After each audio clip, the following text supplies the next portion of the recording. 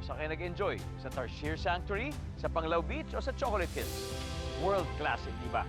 Pero sa mga mahilig sa extreme adventures, ang probinsyang ito ay meron ding pasyalang kinatatakutan.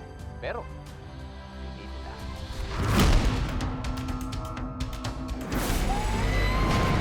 Para sa vlogger na nakatira sa syudad gaya ng Caloocan City, pang-alis stress ng city life ang extreme adventures in nature.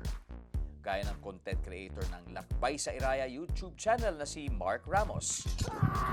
Napili ko yung Danao Adventure Park sa Danao, Bohol kasi meron ako nakitang isang video clip noon. So sabi ko sa sarili ko, gusto ko siyang itry kasi ganito talaga yung mga extreme activities and adrenaline rush na hinahanap-hanap ko.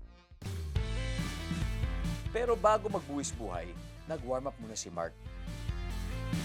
Yung zipline pala dito is 480 meters long tapos 200 meters high siya.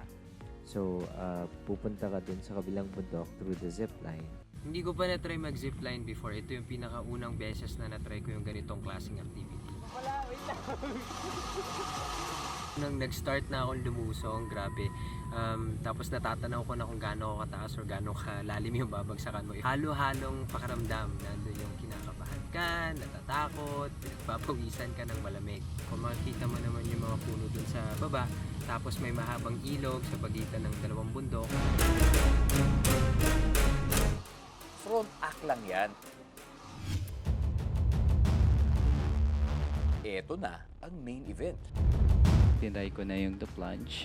Isa to sa mga pinakasikat na tourist attraction dito sa Danao Adventure Park. This is not for the faint-hearted people. This activity is reported to be one of the world's highest canyon swings with a 75-meter free fall. And then, yung launch deck niya is situated 280 meters above the canyon floor. So, ganon siya kataas.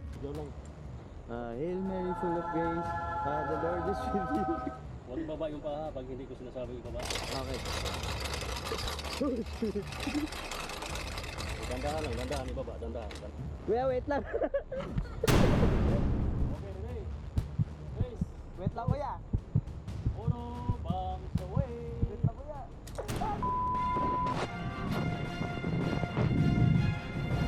Sabi ko, wait lang!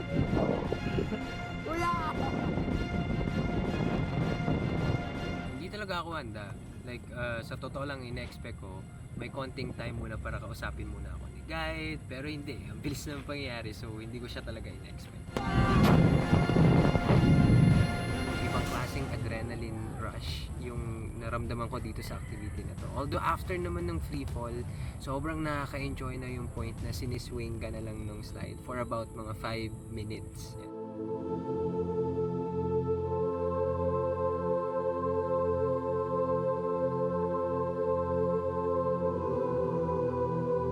Sa sobrang enjoy ni Mark, may booking na siya ng return trip dito for 2024.